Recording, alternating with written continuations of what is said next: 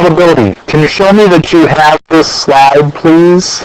Just turn it around. Perfect. Good. All right. How many of you eat sweet cereal? All right. What cereal do you eat? Oh, that's good. Any other one? What do you eat? Oh, that's a good one.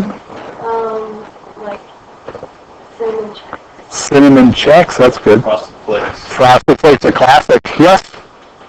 Marshmallow Mayhew. Love those. Those are so good. They're almost better than Lucky Charms. Anyone else over here eat sweet cereal? Okay. Well, I like Fruit Loops. Okay, Fruit Loops are just the great. And I like the multi-meal ones. What are the multi-meal ones called? Frosty Oats or something like that. So when we look at probability, we're looking at success out of total. It's a ratio. But that's all there is to it. If you have a die that's 6-sided, that's 6 total. The success is, if you want 2, there's 1, 2 out of a total of 6. Easy.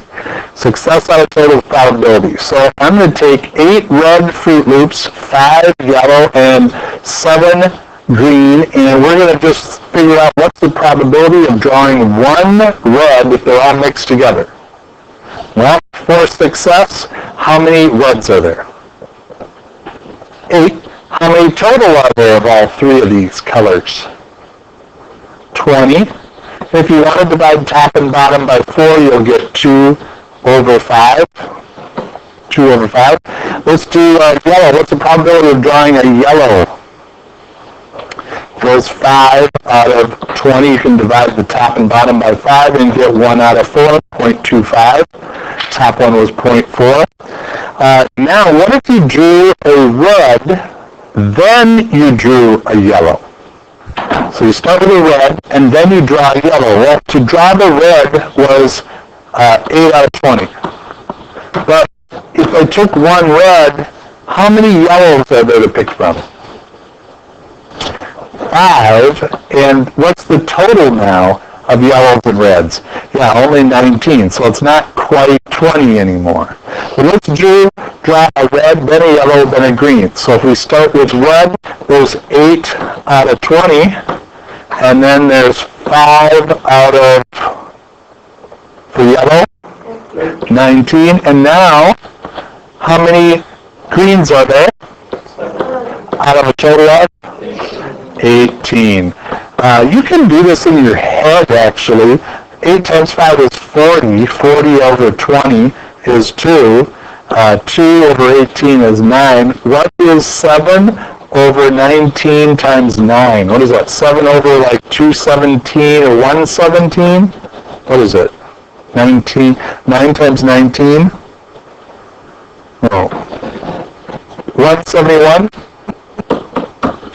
171. What is that as far as the... How did you get 9 times... How did you get 171 if 9 times 7 is 62? Oh, this should be 17. Or no. You could have got 17.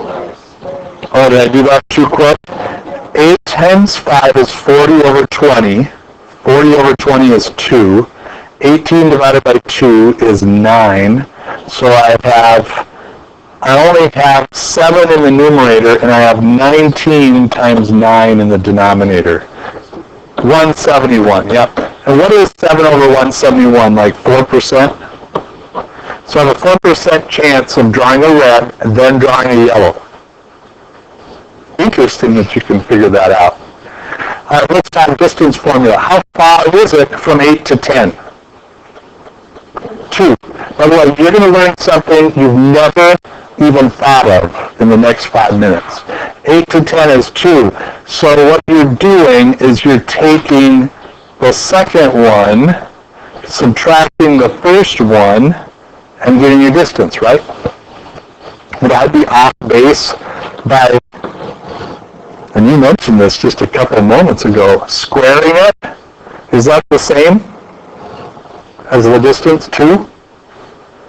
You go 10 minus 8 and squared, is that the same as 2? No. But if I square root it, why would I even do such a thing? Turn to a different neighbor, either in front of you or behind you, explain why I would do such a thing. I have a reason. Go.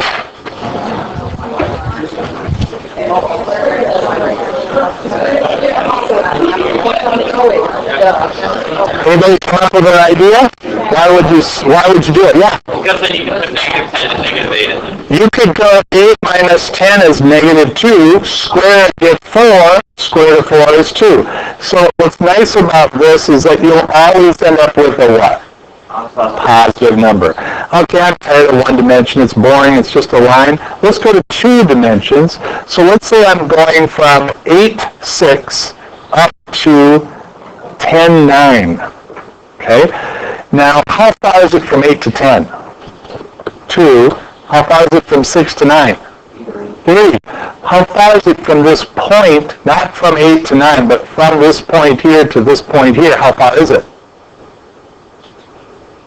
Yeah, it's the square root of 4 plus 9, which is 13. This is called the Pythagorean theorem. It comes from the geometric reality that if you take a square like this, you take a triangle and make a square out of a hypotenuse, a square out of each leg. If you fill this with water, and let it drain into these two, this would completely fill these two. This is Pythagorean theorem in a nutshell. Student made it. Unfortunately, they glued it to wood, and it's warped, and it just leaks like a sieve. If I put water in it, it just leak everywhere. But the cool thing is that this square plus this square will add up to that square. You're used to this, c squared equals a squared plus b squared, right? But for a distance formula in 2D, essentially what you're doing, would you draw this, please? Change in x squared plus the change in y squared. You've seen that before, right? Pythagorean theorem. A squared plus b squared equals c squared. But what you haven't done is you haven't taken this point from here and go straight out to here. This diagonal is perpendicular to this point out here, so that if you made a box out of this, a box out of this, and a box out of a hypotenuse, this would also give you, if we add it, we're going to do a z here, z2 minus z1 squared. That will be the distance in 3 dimensions. Now, what do you notice that I did between here and here? Oh, wait a minute. I'm sorry. I was going to write that out. Here. I'm going to write it out here.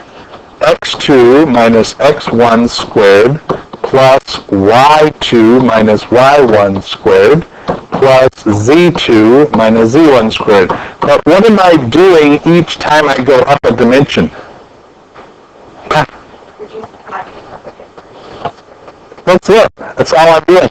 So you can, let's say w is our next dimension. Tell me what the distance between 2 points are in 4 dimensions. Even though you can't visualize it going in this and out this yet, we will later this year. What will this formula be? Well, it starts with x2 minus x1 squared. What will come up next? y2 minus y1 squared plus z2 minus z1 squared plus what? w2. This couldn't be easier, could it?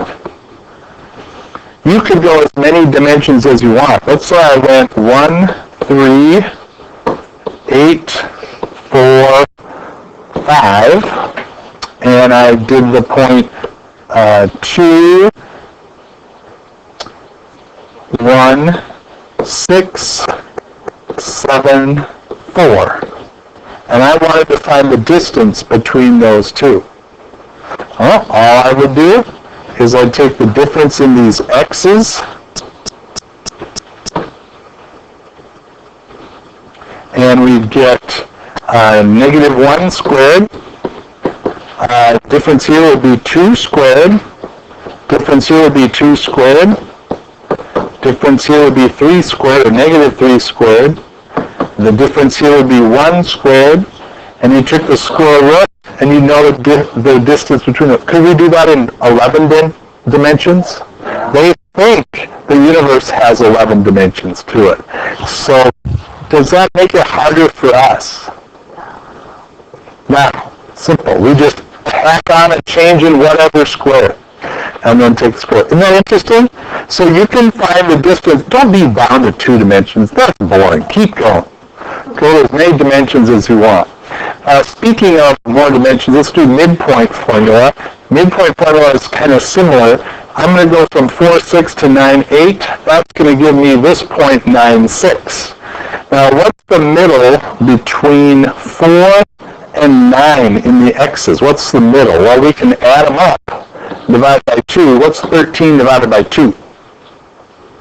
6.5. What's the middle between 6 and 8? 7. Is that the same as 8 plus 6, 14 over 2? Yeah. So if you look at where 6.5 is and you look at where 7 is, it is right in the middle here, which we call the midpoint. And the midpoint formula, this happens every hour. For some reason, the smart board just quits. So, wrapping this up, you're going to, for tomorrow, got a couple of probabilities to do, and like I said, this is frozen up on me. Couple probabilities, couple of distance, couple of midpoints. I'm going to have you work on those. That's distance, midpoint, and probability.